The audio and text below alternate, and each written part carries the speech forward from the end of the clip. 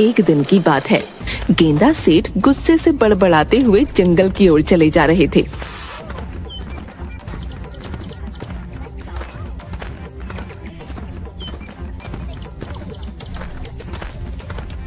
मेरी पत्नी अपने आप को पता नहीं क्या समझती है। जरा सा भोजन क्या कर लेता हूँ, आसमान सर पर उठा लेती है। अब मैं गांव में नहीं रहूंगा, जंगल में ही रहकर अपना जीवन व्यतीत करूंगा। हाँ। अचानक गेंदा सेठ की नाक में ताजा ताजा फलों की सुगंध टकराई। अरे, ये तो ताजे ताजे अमरूद और सेब की सुगंध है। वैसे भी घर से चलते हुए काफी दूर निकल आया हूँ। मुझे तो बहुत तेजी से भूख लगने लगी। मैं क्या करूं? गेंदा सेठ इधर उधर देखने लगे। तभी उन्होंने देखा कि एक साधु हाथों में फलों की टोकरी पकड़े हुए जाल में बंद था। अरे, लगता है मुझे भूख कुछ ज्यादा ही लग रही है। जाल में बंद जानवर भी मुझे साधु नजर आने लगा। मैं कोई जानवर नहीं, साधु ही हूं। अरे साधु महाराज, ये तो आप ही हैं, लेकिन आप इस जाल में कैसे बंद हुए? ये किसी शिकारी की करतूत है। जरूर उसने ये जाल जंगली जानवर को पकड़ने के लिए फेंका होगा और गलती से इसमें आप फंस गए। और शिकारी आपको ले जाकर क्या करेगा भला? आपको बाजार में कौन खरीदेगा? मूर्ख, बकवास बंद और मुझे इस जाल से आजाद कराओ। अब जरूर साधु महाराज, लेकिन वो क्या है कि मुझे भूख बहुत लग रही है। आप उसके बदले में क्या अपनी टोकरी के सारे फल मुझे खाने को देंगे? क्या? ये तो बहुत सारे फल हैं। क्या तू सारे फलों को खा जाएगा? साधु महाराज, आपके ये फल मेरी भूख तो नहीं मिटा पाएंगे। हाँ, लेकिन फिर भी मेरे पेट में जरा सा वजन पहुंच जाएगा और थोड़ी सी ताकत आ जाएगी। हाँ, ठीक है, जल्दी से मुझे इस जाल से आजाद कराओ। साधु की बात सुनकर गेंदा सेठ खुश हो गया और उसने उस जाल को जमीन से उखाड़ दिया। साधु आजाद हो गया। तो तूने मुझसे फल मांगे हैं, लेकिन तूने मेरी मदद भी की है। ये ले, ये सारे फल, जाकर इन्हें आराम से बैठकर खा ले। अरे साधु महाराज, इतने फल तो मैं खड़े खड़े ही निपटा लेता हूँ। इतना कहकर गेंदा सेठ सारे फल बड़ी फुर्ती से खा गया। लगता है तुझे भोजन से बहुत प्यार है। मांग, क्या मांगता है? मुझे और क्या चाहिए साधु महाराज, मुझे तो बस बहुत सारा भोजन चाहिए। भोजन के अलावा भी बहुत कुछ है। आप तो बहुत पहुंचे हुए साधु लगते हैं। आप मुझे कोई ऐसा वरदान दीजिए जिससे भोजन मुझसे कभी भी अलग ना हो पाए। गेंदा सेठ की बात सुनकर साधु जोर जोर से हंसते हुए बोला, जा, मैं तुझे वरदान देता हूँ। अधिक भोजन मनुष्य की जान ले लेता है, लेकिन तेरे साथ इसका उल्टा होगा। जब तक तू भोजन खाता रहेगा, तब तक तू सुरक्षित रहेगा। भले ही चाहे यमराज तेरे सामने क्यों ना आ जाएं, भोजन खाते में वो तुझे अपने साथ नहीं ले जा सकते। इतना कहकर साधु महाराज वहाँ से चले गए। मगर साधु महाराज का वरदान गेंदा सेठ के दिमाग के ऊपर से निकल गया।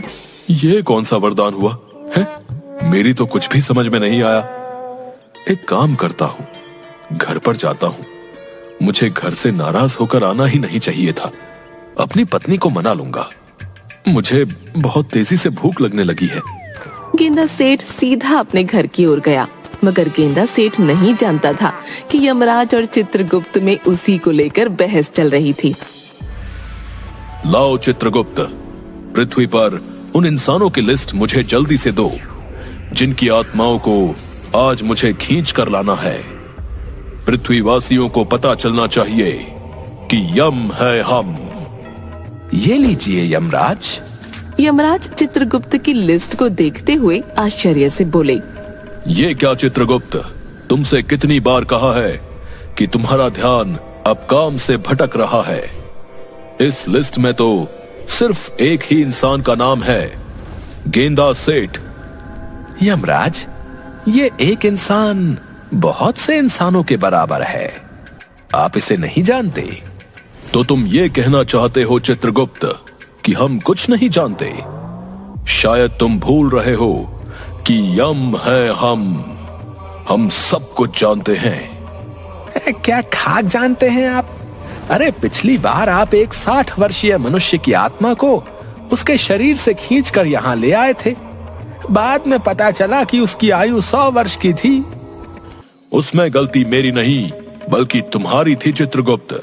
तुम्हारा ध्यान अब काम की तरफ कम बल्कि नाचती अप्सराओं की तरफ अधिक होता है।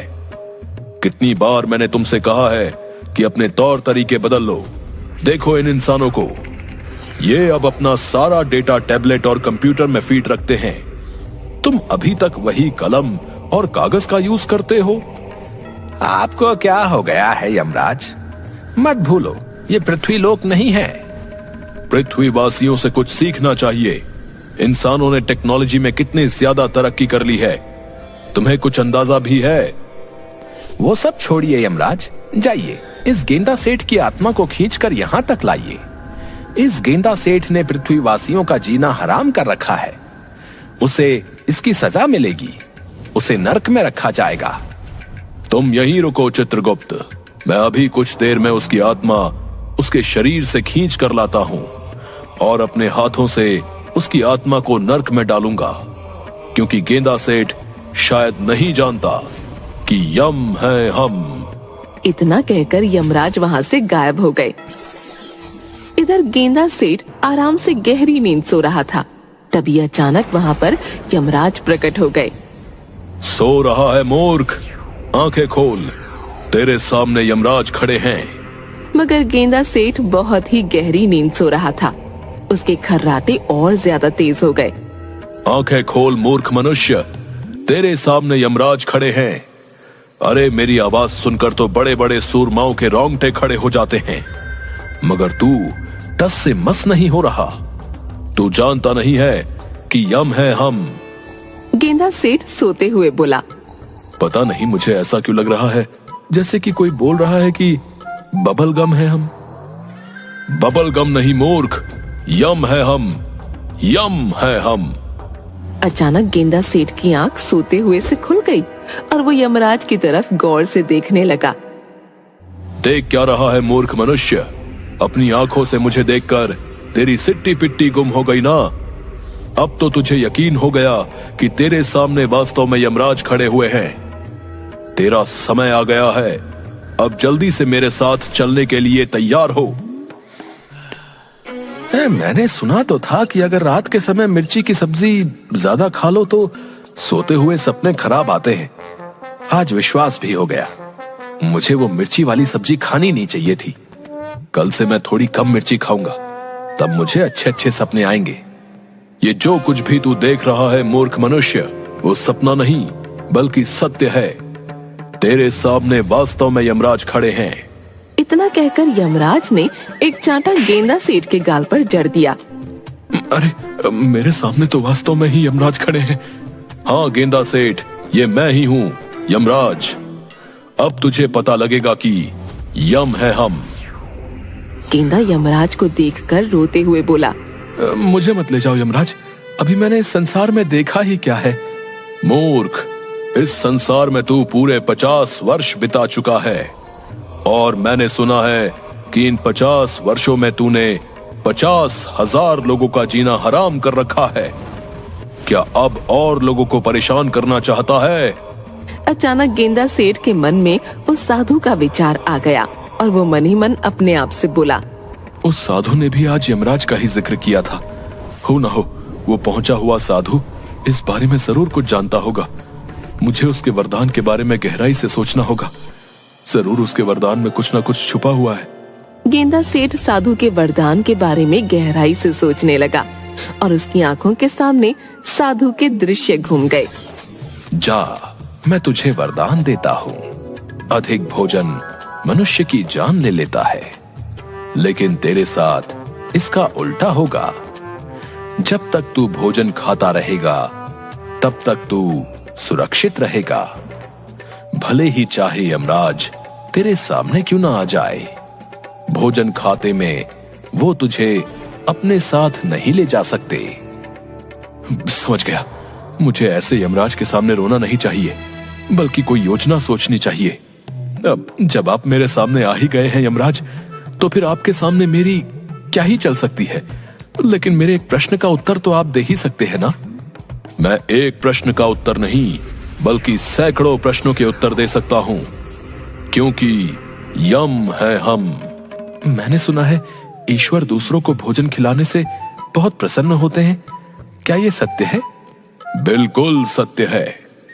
तो फिर क्या आप मुझे भोजन नहीं खिलाएंगे? मुझे बहुत तेजी से भूख लगी है। मुझे देखकर लोगों की भूख मर जाती है। पहली बार ऐसे इंसान को देख रहा हूं जिसके सामने यमराज खड़ा है और उसे भूख लग रही है। मैं तेरी आखिरी इच्छा को अवश्य पूरी करूंगा, क्योंकि तूने मेरे सामने ईश्वर का नाम लिया है, और तू तो अब समझ ही गया होगा कि यम है हम। इतना कहकर यमराज ने अपनी गदा सामने की ओर कर दी। गदा में से सफेद रंग की किरणें फूटने लगीं और गेंदा सेठ के सामने एक से एक अधिक लजीज व्यंजन रखे हुए थे। ले, खा ले आखिरी भोजन, उसके बाद तो तुझे मेरे साथ चलना ही होगा। एक शर्त पर मैं इस भोजन को हाथ लगाऊंगा। अगर मेरा इस भोजन को खाकर पेट भर जाएगा, तभी आप मेरे शरीर से मेरी आत्मा खींचोगे, भूखे पेट नहीं। क्या ये वादा करते हो आप? अरे, तेरे सामने 20 व्यक्तियों का भोजन रखा है मूर्ख मनुष्य। फिर भी मैं वचन देता हूं, क्योंकि यम है हम। यमराज की बात सुनकर गेंदा सेठ के होठों पर रहस्यमयी मुस्कान आ गई। गेंदा सेठ कुछ ही देर में वो भोजन को चट कर गया। मेरा कुछ भला नहीं हुआ यमराज। यमराज ने उससे भी अधिक भोजन गेंदा सेठ के सामने रखा। गेंदा सेठ देखते ही देखते वो सारा भोजन भी खा गया। थोड़ा और लाइए यमराज। तूने मुझे क्या अपना गुलाम समझ रखा है? मैं यहाँ पर तेरी आत्मा खींचने आया हूँ, तुझे भोजन कराने नहीं आया। लेकिन आपने तो वचन दिया था। अब मैं तेरे सामने इतना अधिक भोजन रखूंगा जिसकी तुमने कल्पना भी नहीं की होगी, मगर उसके लिए मुझे कुछ देर के लिए यहाँ से जाना होगा। इतना कहकर यमराज वहाँ से गायब हो गए। तुरंत चित्रगुप्त के पास पहुँचे। चित्रगुप्त भोजन कर रहा था। यमराज, आप खाली हाथ आए हैं? गेंदा सेठ की आत्मा कहाँ है? सवाल मत करो चित्रगुप्त। सवाल करने का अधिकार सिर्फ हमारा है, क्योंकि यम है हम यहाँ से बहुत सारा भोजन ले जाने के लिए आए हैं। यमराज ने चित्रगुप्त का और वहाँ सारा रखा भोजन पृथ्वी पर ले जाकर गेंदा सेठ के सामने रख दिया। अब देखता हूँ तेरा पेट कैसे नहीं भरता। गेंदा सेठ आराम से फिर से भोजन करने लगा, मगर अब वो धीरे धीरे भोजन कर रहा था और यमराज को यही बात सबसे ज्यादा विचलित कर रही थी। तभी यमराज के कानों में चित्रगुप्त की आवाज टकराई। यमराज, इसने आपको मूर्ख बना दिया है। कितनी बार कहा है आपको कि अपने काम पर ज्यादा ध्यान दीजिए, ना कि इस बात पर कि यम है हम। अरे, पृथ्वी लोक पर इस भुक्कड़ का पेट कोई नहीं भरवा सकता, और आप यहाँ का भी सारा भोजन ले गए। सभी अप्सराएं भूखी बैठी हुई हैं। तो फिर तुम ही बताओ चित्रगुप्त, मैं इस सिचुएशन में क्या करूं? मैंने इसे वचन दिया है, मैं तो फंस चुका हूं। अरे, वचन के बाद में ईश्वर से क्षमा मांग लेना। इसकी भोजन करते ही प्राण खींच लो। शायद तुम सही कहते हो, मुझे इस मनुष्य ने मूर्ख बना दिया है। इसे इसकी सजा जरूर मिलेगी, क्योंकि शायद ये अभी तक नहीं जानता कि यम है हम। इतना कहकर यमराज ने जैसे ही अपने गदे से गेंदा सेठ के प्राण खींचने की कोशिश की, तभी यमराज का गदा उल्टा ही यमराज के सर पर पड़ गया। ये कैसे संभव हो सकता है? ऐसा पहली बार हुआ है कि मेरा गदा मेरे ही सर पर पड़ गया। यमराज क्रोधित होकर गेंदा सेठ की ओर देखकर बोले, मुझे बता मूर्ख मनुष्य, तेरे प्राण मैं क्यों नहीं खींच पा रहा हूँ? आप मेरे चाहकर भी प्राण नहीं खींच सकते यमराज, क्योंकि मुझे वरदान मिला हुआ है कि भोजन करते हुए अगर मेरे सामने यमराज भी आ जाए, तब भी वो मुझे अपने साथ नहीं ले जा सकते। वरदान, जहां तक मैं जानता हूं, तूने तो सिर्फ लोगों को परेशान किया है। आखिर तुझे वरदान किसने दिया? एक साधु ने मुझे वरदान दिया है। आखिर वो साधु तुझे वरदान देने वाला होता कौन है? वरदान देने से पहले उसे मुझसे पूछ तो लेना चाहिए था। साधु महाराज वरदान देने से पहले आपसे क्यों पूछेंगे? तभी वहाँ पर वही साधु प्रकट हुए और मुस्कुराते हुए यमराज से बोले, क्या हुआ यमराज? आप इतने क्रोधित नजर क्यों आ रहे हैं? यमराज ने क्रोधित होते हुए सारी घटना उस साधु को बता दी। आपको कुछ गलत फहमी हो गई है यमराज। गेंदा सेठ की आयु अभी इस वक्त 50 वर्ष है, जबकि ईश्वर ने इसकी आयु 100 वर्ष लिखी है। ऐसे कैसे संभव हो सकता है? मेरे पास चित्रगुप्त का दिया हुआ लेटर है, ये देखिए। मुझे लगता है कि आप इस लेटर को स्वयं देखिए।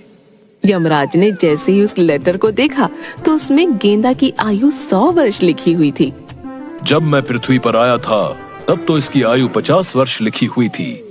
हाँ, लेकिन जब मैंने इसे वरदान दिया तब ईश्वर ने इसकी आयु के 50 वर्ष और बढ़ा दिए। शायद चित्रगुप्त लिखना भूल गए।